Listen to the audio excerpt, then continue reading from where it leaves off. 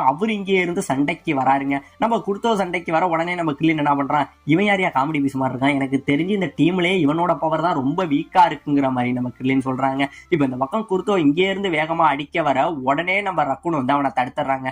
அவசரப்படாத, இப்போதைக்கு நீ அவசரப்படாமனா நம்மள யார் அவனுங்க கூட சண்டை போடுறதுங்கிறத வந்து முதல்ல நம்ம தேர்ந்தெடுப்போம் அப்படிங்கிற மாதிரி சொல்ல, இப்ப இந்த பக்கம் நம்ம வெஜிடா என்ன பண்றான், இந்த பால் இருந்தா அதை எப்படி நம்ம கிட்ட இருந்து எடுத்துருவானுங்க, இப்போதைக்கு வேற வழியே இல்ல அப்படின்னு சொல்லி நம்ம வெஜிடா என்ன பண்றான், இங்கே இருந்து பாலை வேகமா தூக்கி வீசிடுறாங்க. முடிஞ்சா இப்ப எடுத்துங்கடாங்கிற மாதிரி வீச, இவன் பாலை வீசிட்டு திரும்ப தாங்க செய்யறான். அந்த மைனூட் செகண்டுக்குள்ள இங்க இருந்து நம்ம பேர்டன் இருக்கான் பாத்தீங்களா, அவன் இங்க இருந்து ரொம்பவே வேகமா பறந்து போய் அந்த பாலு போறதுக்கு முன்னாடி அந்த பாலை புடிச்சுக்கிட்டு இவங்க பாலை தூக்கி போட்டு அந்த திரும்புற வேகம் இருக்கு பாத்தீங்களா, அந்த கேப்புக்குள்ள இவன் பால் இவன் கையில எடுத்துக்கிட்டு வந்து நிக்கிறாங்க.